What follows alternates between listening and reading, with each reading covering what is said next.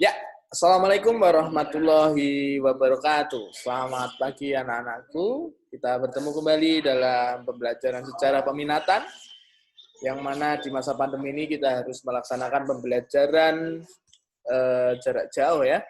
Jadi hari ini kita akan melanjutkan materi yang lalu. Baik, sebelum kita mulai pembelajaran pada pagi hari ini, marilah kita buka dengan membaca basmalah bersama-sama. Bismillahirrahmanirrahim. Baik, langsung saja kita buka untuk pembelajaran pada hari ini.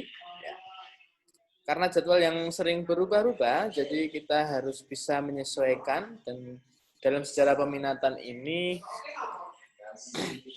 nah, kemarin kita sudah membahas mengenai kehidupan manusia dalam perubahan dan berkelanjutan.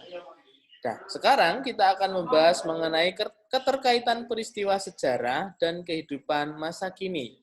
Jadi peristiwa masa lampau itu ada keterkaitan dengan kehidupan di masa sekarang. Coba, jika di bulan Maret lalu, ya, corona tidak sampai di Indonesia, pasti kita sekarang sudah bertatap muka. Tapi ketika sekarang kita menghadapi masa pandemi, ya kan?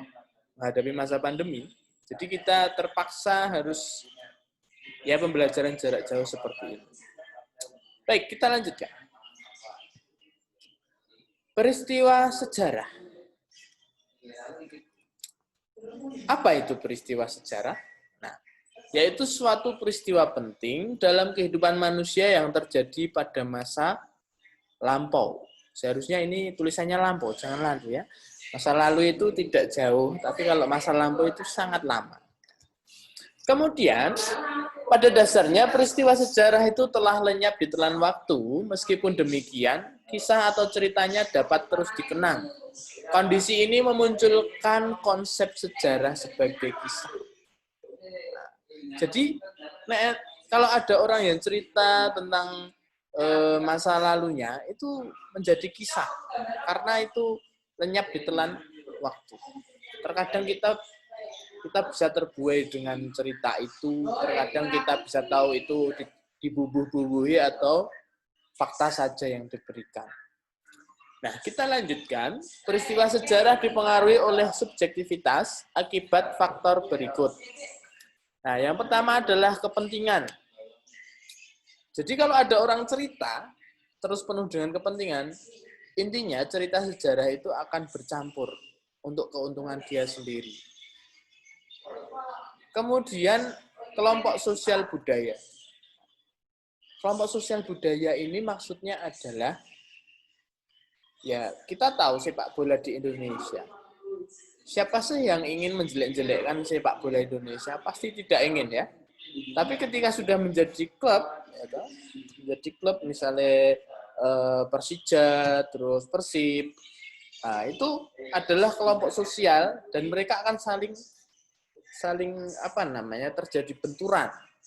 Nah, jadi ketika mereka menceritakan tentang sepak bolanya Persija dan sepak bolanya Persib, pasti akan saling mengunggulkan masing-masing, tidak melihat secara merata. Kemudian perbendaharaan pengetahuan sejarawan. Nah, sejarawan itu juga harus selalu diasah pengetahuannya. Nah, kalau saya ya cetek lah ya. Nah, kemudian kemampuan berbahasa. Jadi berbahasa itu sangat penting untuk subjektivitas. Ya, ketika pembahasaannya kita buat secara lugas, otomatis orang akan mendengarkan dengan bosan. Tapi kalau kita bubu-bubui dengan kalimat-kalimat yang indah, pasti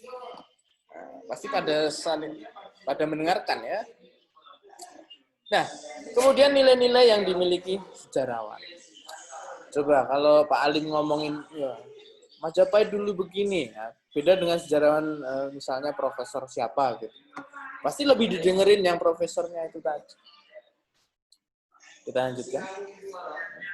Itu peristiwa sejarah. Kemudian peristiwa masa lalu sebagai ramalan sejarah. Peristiwa masa lalu sebagai ramalan sejarah adalah peristiwa sejarah yang terjadi di masa lalu dan dapat digunakan sebagai ramalan sejarah. Kenapa sebagai ramalan sejarah? Ayo, kenapa? Ada yang bisa menjawab? Nah, karena peristiwa sejarah mengandung banyak pelajaran berharga, oleh karena itu peristiwa sejarah dapat dijadikan pijakan untuk menjalani kehidupan masa kini dan memprediksi masa depan. Itulah yang dimaksud dengan sebagai ramalan sejarah. Nah, sejarah sebagai ramalan sejarah. Itu seperti itu. Jadi, kita ke hal kecil saja. Contoh misalnya, kemarin kamu jalan kaki, kemudian kamu kesandung batu. Apakah besok juga harus kesandung batu yang sama? Nah, jadi besok lagi ketika kamu akan lewat, pasti kamu akan ingat, oh, di situ ada batu. Nah, tidak mungkin kamu akan menyandungnya lagi.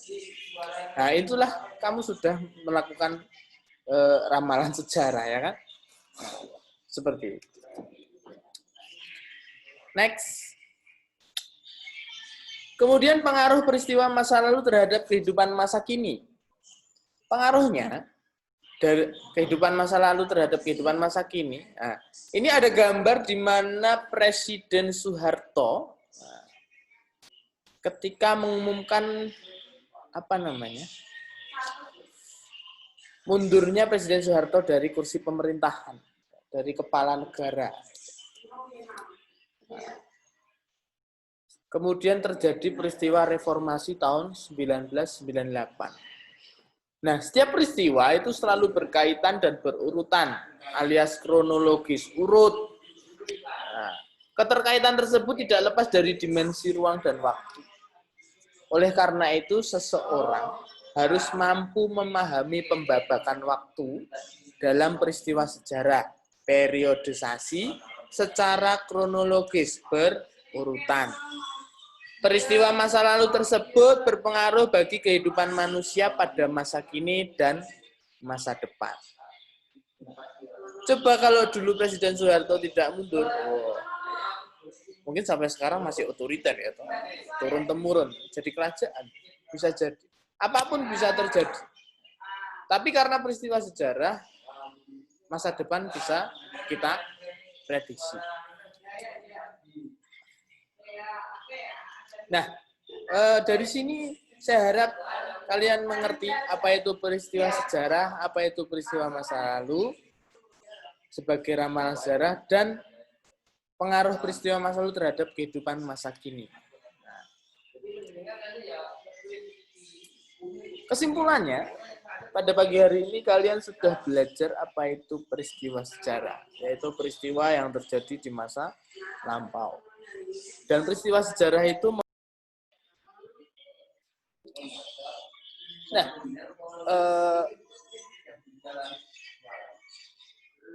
maaf tadi ada itu ya.